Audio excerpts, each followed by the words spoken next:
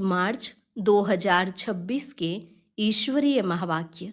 पहले सुनते हैं मुरली के मुख्य पॉइंट्स। बाबा ने कहा, कोई विरले ही माला का दाना बनते हैं। ऐसे लाल छिपे नहीं रह सकते। उन्हें तो रात दिन सर्विस का ओना रहेगा। वही दिल पर चढ़े रहते हैं। परंतु बहुत बच्चे ऐसे भी हैं जिन्होंने कसम खाया हुआ है, हम श्रीमत पर नहीं चलेंगे। जो अपनी मत पर चलते हैं वह तो गिरते ही रहते हैं। फिर बाबा ने कहा, प्रतिज्ञा करनी चाहिए कि बाबा, हम आपकी श्रीमत पर ही चलेंगे, क्योंकि उसमें ही कल्याण है। परंतु कोई की तकदीर में नहीं है तो उन्हें पहला थप्पड़ देह अभिमान का लगता है। अगर ऐसे श्रेष्ठ बाप की श्रीमत पर कोई चले तो गारंटी है जरूर ऊंच वर्षा पाएंगे। और लास्ट में बाबा ने कहा, यहाँ तुम आए हो बेहद के बाप से वर्षा लेने, इसलिए ऐसा कोई पाप कर्म नहीं करो जो वर्षा लेने के बदले दोनों कान कटाने पड़े।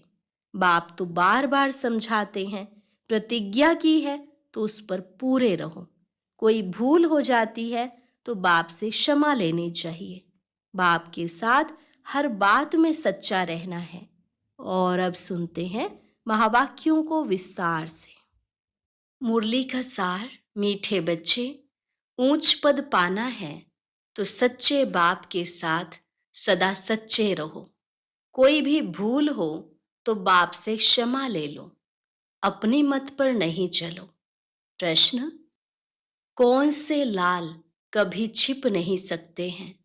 उत्तर, जिनका ईश्वरीय परिवार से प्यार है, जिन्हें रात दिन सर्विस का ही ओना रहता है।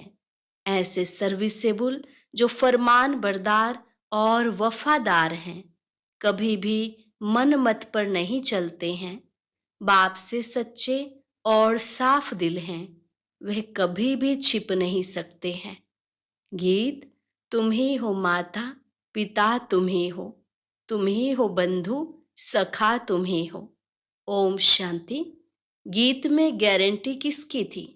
माता पिता के साथ बच्चों की गारंटी है कि बाबा, हमारे तो एक आप हो, दूसरा ना कोई। कितनी ऊंच मंजिल है।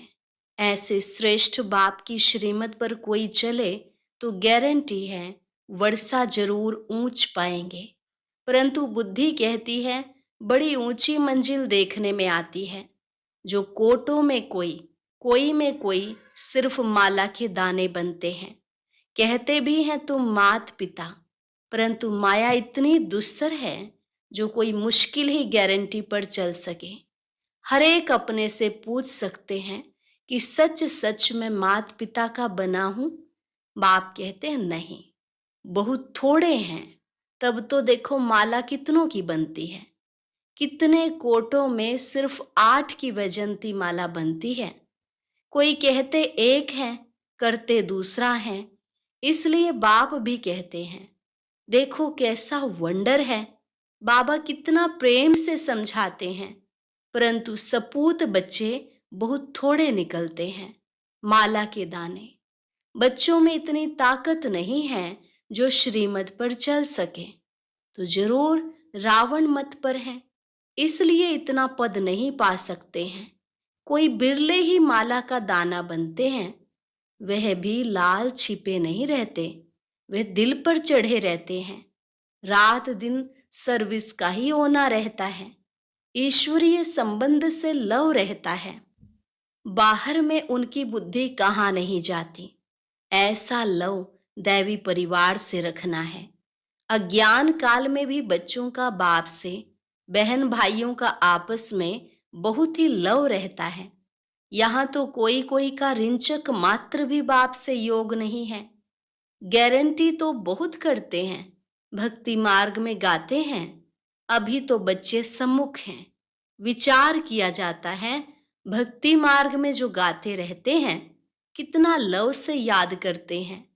यहाँ तो याद ही नहीं करते।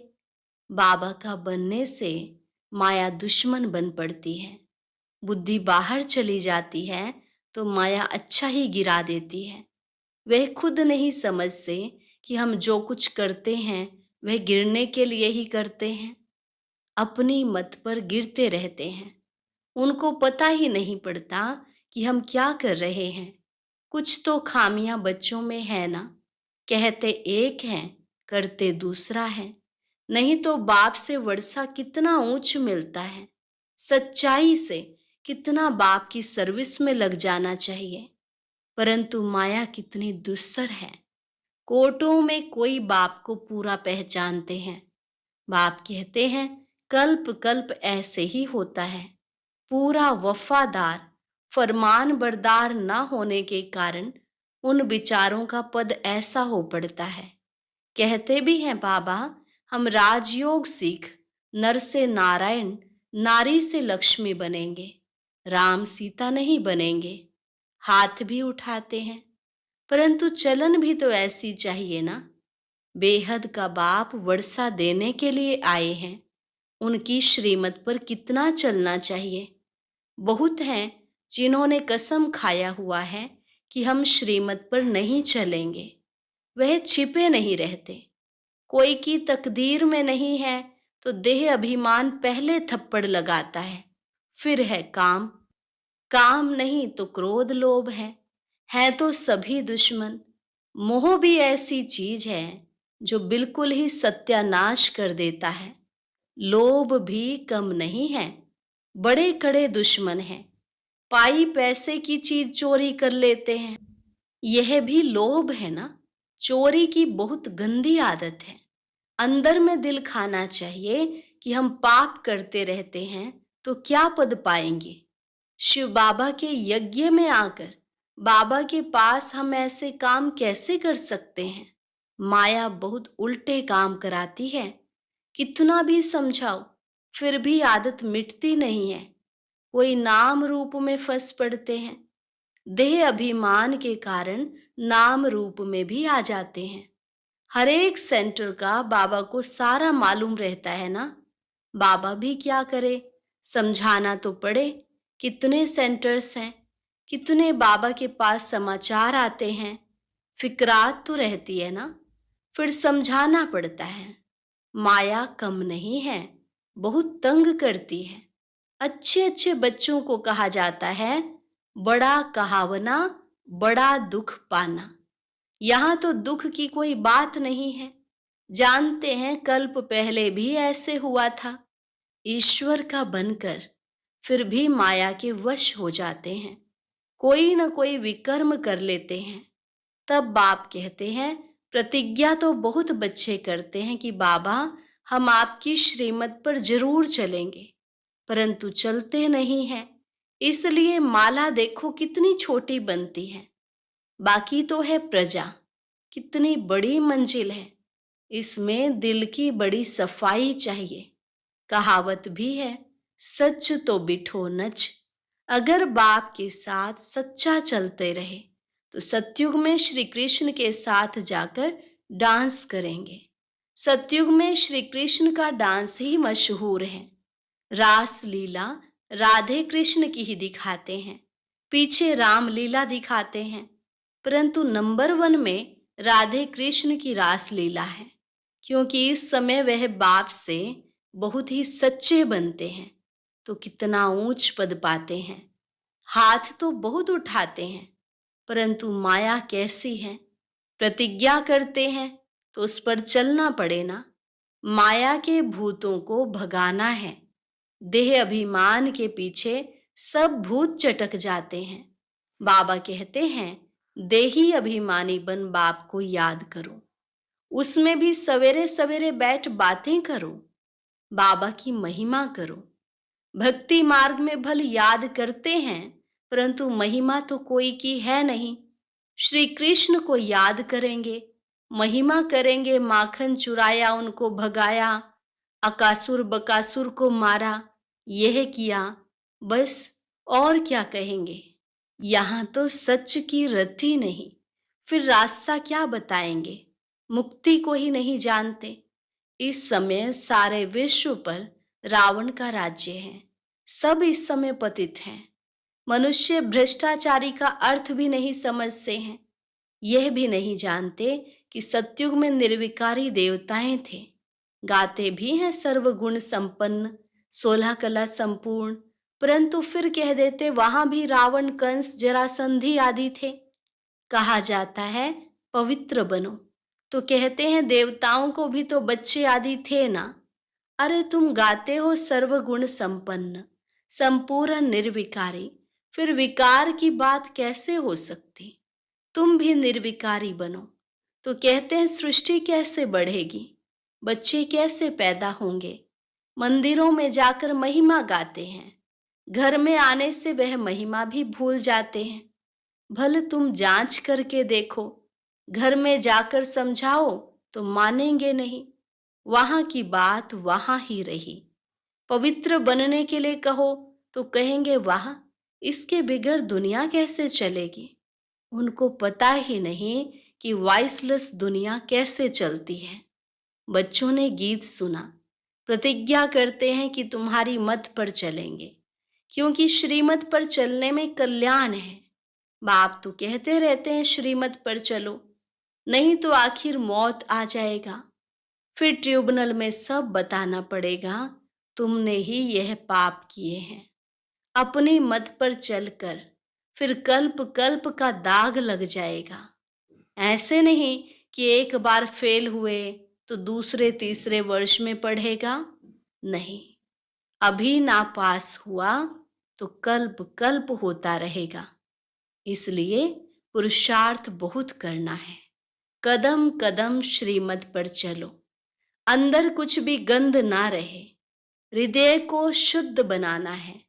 नारद को भी कहा ना, अपनी शक्ल आईने में देखो, तो देखा मैं तो बंदर मिसल हूं। यह एक दृष्टांत है। अपने से पूछना है कि हम कहां तक श्रीमत पर चल रहे हैं। बुद्धि योग कहां बाहर तो नहीं भटकता है। देह अभिमान में तो नहीं हूं। देही अभिमानी तो सर्विस में लगा रहेगा। सारा मदार योग पर है। भारत का योग मशहूर है। वह तो निराकार बाप ही निराकार बच्चों को समझाते हैं। इसको कहा जाता है सहज राजयोग। लिखा हुआ भी है, निराकार बाप ने सहज राजयोग सिखाया। सिर्फ श्री कृष्ण का नाम डाल दिया है। तुम जानते हो, हमको ऐसा लक्ष्मी नारायण बनना है, पुण्य आत्मा बनना है। पाप की कोई बात नहीं। बाप की याद में ही रहकर उनकी सर्विस में रहना है। इतना ऊंच पद पाना है तो कुछ तो मेहनत करेंगे ना। सन्यासी आदि तो कह देते गृहस्थ व्यवहार में रहे, कमल फूल समान रहे। यह हो नहीं सकता। संपूर्ण बनने में बहुत फेल हो जाते हैं, क्योंकि याद नहीं कर सकते हैं। अभी प्राचीन योग बाप सिखला रहे हैं। बाप कहते हैं योग तो मैं स्वयं ही आकर सिखलाता हूं। अब मुझे याद करो, तुमको मेरे पास आना है। यह है याद की यात्रा। तुम्हारा स्वीट साइलेंस होम वह है। यह भी जानते हैं कि हम ही बाप से पूरा वर्षा पाएंगे, तो बाप बार बार समझाते हैं प्रतिज्ञा पर पूरे रहो। भूल हो जाती है तो बाप से क्षमा लेनी चाहिए। देखो, यह बच्चा क्षमा लेने के लिए खास बाबा के पास एक दिन के लिए आया है। थोड़ी भूल हुई है तो भागा है, क्योंकि दिल को खाता है। तो समझा सम्मुख जाकर बाबा को सुनाए। कितना बाप के प्रति रिगार्ड है। बहुत बच्चे हैं जो इससे भी जास्ती विकर्म करते रहते हैं, पता भी नहीं पड़ता।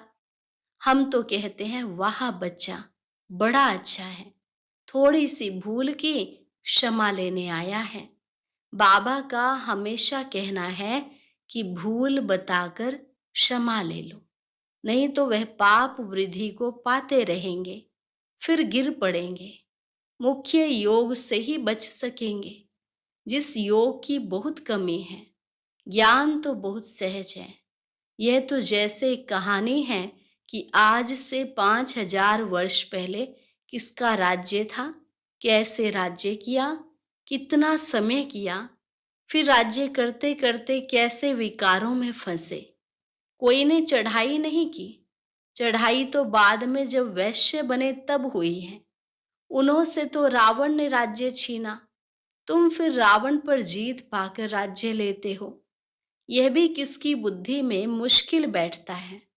तुम्हें बाप से पूरा वफादार, फरमान बरदार होकर रहना है। अज्ञान काल में भी कोई वफादार, फरमान बरदार होते हैं। कोई नौकर भी बड़े ईमानदार होते हैं। लाखों रुपए पड़े रहें, कभी एक भी उठाएंगे नहीं। कहते हैं, सेठ जी आप चाबियां छोड़ गए थे, हम संभाल कर लिए बैठे हैं। ऐसे भी होते हैं।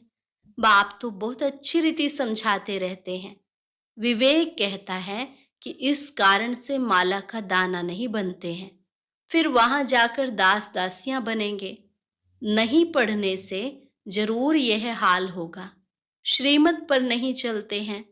बाप समझाते हैं, तुम्हारी मंजिल सारी है योग की। माया एकदम नाक से पकड़ योग लगाने नहीं देती। योग हो तो सर्विस बहुत अच्छी करें, पापों का डर रहे। जैसे यह बच्चा तो बहुत अच्छा है, सच्चाई हो तो ऐसी। अच्छे अच्छे बच्चों से इनका पद अच्छा है। और जो सर्विस करते रहते हैं वे कहाँ न कहाँ फंसे रहते हैं, कुछ भी बताते नहीं हैं, कहने से छोड़ते भी नहीं हैं। गीत में तो देखो, प्रतिज्ञा करते हैं कि कुछ भी हो जाए कभी ऐसी भूल नहीं करेंगे। मूल बात है देह अभिमान की। देह अभिमान से ही भूलें होती हैं। बहुत भूलें करते हैं, इसलिए सावधानी दी जाती है। बाप का काम है समझाना। ना समझाए तो कहेंगे हमको कोई ने समझाया थोड़े ही। इस पर एक कहानी भी है। बाप भी कहते हैं, बच्चे खबरदार रहो, नहीं तो बहुत सजा खानी पड़ेगी। फिर ऐसे नहीं कहना कि हमको समझाया क्यों नहीं। बाप साफ समझाते हैं, थोड़ा भी पाप करने से बहुत वृद्धि हो जाती है। फिर बाप के आगे सिर भी नहीं उठा सकेंगे। झूठ बोलने से तो तौबा तौबा करनी चाहिए। ऐसे नहीं समझो कि शिव बाबा हमको देखते थोड़े ही हैं। अरे अज्ञान काल में भी वह सब जानते हैं, तब तो पाप और पुण्य का एवजा देते हैं। साफ कहते हैं कि तुम पाप करेंगे तो तुम्हारे लिए बहुत कड़ी सजा है। बाप से वर्षा लेने आए हो तो उसके बदले दोनों कान तो नहीं कटाने चाहिए ना।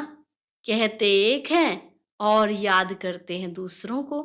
बाप को याद नहीं करते तो बताओ उनकी क्या गति होगी। सच खाना, सच बोलना, सच पहनना, यह भी अभी की बात है। जबकि बाप आकर सिखाते हैं तो उनसे हर बात में सच्चा रहना चाहिए। अच्छा, ऐसे सच्चे, वफादार, फरमान बरदार बच्चों प्रति माता पिता, बाप दादा का याद प्यार और गुड मॉर्निंग। रूहानी बाप की रूहानी बच्चों को नमस्ते। रूहानी बच्चों की रूहानी बाप दादा को नमस्ते नमस्ते, गुड मॉर्निंग। शुक्रिया बाबा, शुक्रिया। धारणा के लिए मुख्य सार। पहली पॉइंट, सच्चाई से बाप की सर्विस में लग जाना है। पूरा वफादार, फरमान बरदार बनना है। ईश्वरीय परिवार से सच्चा लव रखना है। श्रीमत में मन मत व रावण की मत मिक्स नहीं करनी है। एक बाप दूसरा न कोई, इस गारंटी में पक्का रहना है। हृदय को शुद्ध पवित्र बनाना है। वरदान, रूहानियत की खुशबू के आधार पर सर्व को परमात्मा संदेश देने वाले विश्व कल्याणकारी भव। रूहानियत की खुशबू के आधार पर सर्व को परमात्मा संदेश देने वाले विश्व कल्याणकारी भव। रूहानियत की सर्व शक्तियां स्वयं में धारण कर लो तो रूहानियत की खुशबू सहज ही अनेक आत्माओं को अपने तरफ आकर्षित करेगी। जैसे मनसा शक्ति से प्रकृति को तमो प्रधान से सतो प्रधान बनाते हो, वैसे अन्य विश्व की आत्माएं जो आप लोगों के आगे नहीं आ सकेंगी, उनको दूर रहते हुए भी आप रूहानियत की शक्ति से बाप का परिचय और मुख्य संदेश दे सकेंगे। यह सूक्ष्म मशीनरी जब तेज करो तब अनेक तड़फती हुई आत्माओं को अंजलि मिलेगी और आप विश्व कल्याणकारी कहलाएंगे। स्लोगन: अपने पास शुद्ध व श्रेष्ठ संकल्प इमर्ज रखो तो व्यर्थ स्वतः मर्ज हो जाएंगे। अपने पास शुद्ध व श्रेष्ठ संकल्प इमर्ज रखो तो व्यर्थ स्वतः मर्ज हो जाएंगे। अव्यक्त इशारे: निश्चय के फाउंडेशन को मजबूत कर सदा निर्भय और निश्चिंत रहो। निश्चय के फाउंडेशन को मजबूत कर सदा निर्भय और निश्चिंत रहो। जिस समय कोई भी परिस्थिति आए तो बाप को साथी बना लो, तो अनुभव करेंगे कि मैं अकेला नहीं हूं, मेरे साथ विशेष शक्ति है। जहां बाप है वहां चाहे कितने भी तूफान हो वह तोहफा बन जाएंगे। निश्चय बुद्धि विजयंती, इस टाइटल की स्मृति से विजयी बनो और विजयी वर्ष मनाओ। अच्छा, और अभी अर्थात सुनते हैं गॉडली आज स्टूडेंट, तुम्हारा लक्ष्य ही है पढ़ना और पढ़ाना। जो तुम्हारी पढ़ाई के मुख्य 4 सब्जेक्ट्स हैं वही ब्राह्मण जीवन के 4 आधार भी हैं। जैसे पहला आधार है परमात्म ज्ञानी, दूसरा आधार सहज राजयोगी, तीसरा दिव्य गुणधारी और चौथा आधार है विश्व सेवाधारी। बाबा ने कहा हर एक ब्राह्मण ये चेकिंग करे कि क्या हमारे ये चारों आधार मजबूत हैं। ये चेकिंग करने के लिए बाबा ने इन चारों आधार के लक्षण सुनाए। अब ये बहुत ध्यान से सुनने और समझने की बात है। बाबा ने कहा जैसे पहला परमात्म ज्ञानी का विशेष लक्षण है नॉलेजफुल होना। उनके हर संकल्प, बोल और कर्म में जीवन मुक्ति की स्टेज दिखाई देगी, अर्थात वह न्यारे और प्यारे दिखाई देंगे, क्योंकि समझदार आत्मा सदा स्वयं को बंधन मुक्त और सर्व आकर्षणों से मुक्त बनाने की समझ रखती है।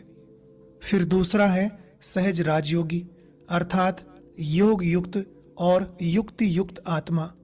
उनके हर संकल्प और कर्म में समानता दिखाई,